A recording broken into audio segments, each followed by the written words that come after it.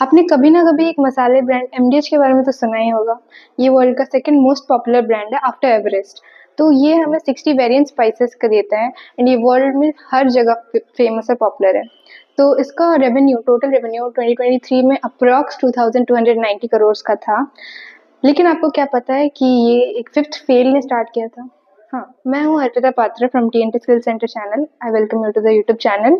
सो आज हम हमारे series business brands and entrepreneurs का एपिसोड 2 है एमडीएच के बारे में। तो हम शुरू करें।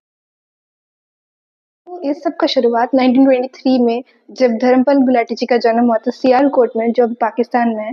तो इनका जन्म हुआ था चुन्नीलाल गुलाटी के घर में। और चुन्नीलाल गुलाटी जी 1919 से मसाले का बिजनेस कर रहे हैं। तो चुन्नीलाल गुलाटी जी को बहुत मन था कि मिस्टर धर्मपाल गुलाटी जी बहुत आगे जाए और बहुत अच्छे से पढ़ाई करे और मसाले का बिजनेस ना करके कुछ और करे, प्रोफेशनल चीज़ है। लेकिन धर्मपाल गुलाटी जी का मन पढ़ाई में लगता ही नहीं था। उन्होंने बहुत मुश्किल से फिर फोर्थ क्लास तक पास कर लिया था, लेकिन फिफ्थ क्लास के एग्जाम में वो फेल हो गए थे। तो उन्होंने कारपेंटर का जॉब स्टार्ट किया। फिर उन्होंने वो भी छोड़ दिया बीच में एंड फिर उन्होंने मिरर्स, मेहंदी ये सब बेचना स्टार्ट किया। और फिर वो 15 साल तक, जब वो 15 साल के हुए तब तक वो यही सब कर रहे थे, मिरर बेच रहे थे, मेहंदी बेच रहे थे। उसके बाद 1947 का टाइम आया और इंडिया इंडिपेंडेंट हुआ। फिर आया इंडिया पाकिस्तान का जब डिवीजन हुआ था तब। तो वो बहुत मुश्किल से अपने घर पहुंचे। इंडिया जाना चाहते थे वो, लेकिन उनको बहुत तकलीफों से जाना पड़ा। उनके पास बस 1500 रुपए थे और उन्हें करोल बाग दिल्ली में जाना पड़ा अपने एक रिलेटिव के घर।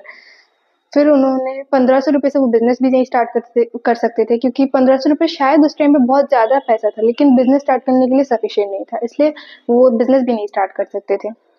फिर उन्होंने एक टांगा खरीदा, उन्होंने टांगा चलाया, लेकिन कुछ टाइम बाद उन्होंने वो भी छोड़ दिया। फिर उन्होंने घर में मसाले बनाने शुरू किए, क्योंकि बाहर में एक फैक्ट्री लेके मसाले बनाना स्टार्ट करना बहुत ज़्यादा एक्सपेंसिव था और वो ये अफोर्ड नहीं कर पा रहे थे। तो उन्होंने घर में मसाले बनाने स्टार्ट किए और इस मार्केट में जाके बेचना स्टार्ट किया। उन्होंने फर्स्ट टाइम इंडिया में स्टैंडर्डाइज्ड और ब्रांडेड पैकेजिंग लेके आए वो, क्योंकि तब तक इंडिया में उस टाइम तक लोग सैक्स में या फिर प्लास्टिक में या फिर कॉटन कपड़े में बांध के मसाले बेचते थे। वो जो एक हाइजीन हाइजीन भी नहीं था एंड देन उसमें बहुत ज़्यादा प्रॉब्लम्स थी, जैसे कि मसालों में मॉइस्चर घुस जाता था एंड मसालों का टेस्ट जो था वो बहुत जल्दी कम हो जाता था।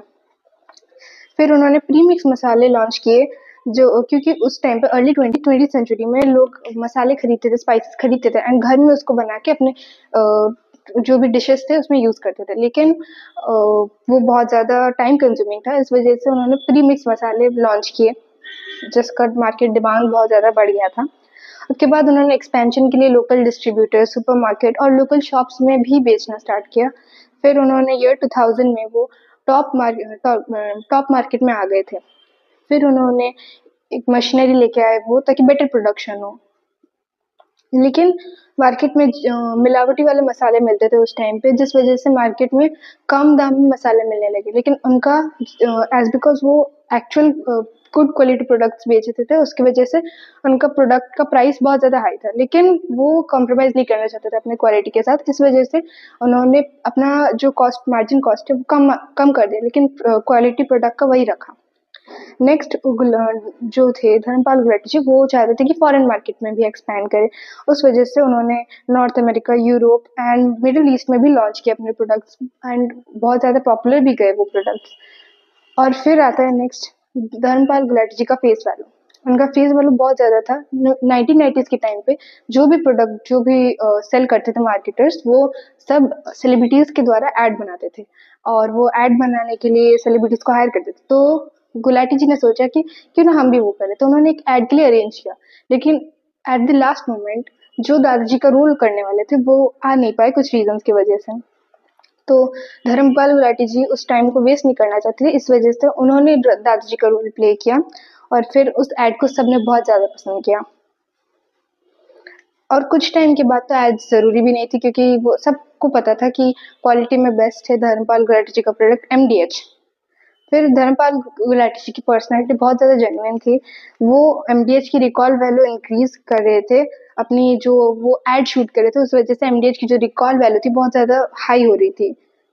नेक्स्ट आता है जैसे कि ब्रांडिंग और मार्केटिंग स्ट्रेटजीज को छोड़ के धर्मपाल गुलाटी जी का जो कॉस्ट कटिंग स्ट्रेटजी है वो बहुत ज़्यादा हेल्पफुल था। जैसे उन्होंने अगर कोई सेलिब्रिटी वो हायर करते देन उस टाइम पे उनका बहुत करोड़ का खर्चा हो जाता, लेकिन उन्होंने अपने आप से एड शूट किया और दादाजी का रोल प्ले किया।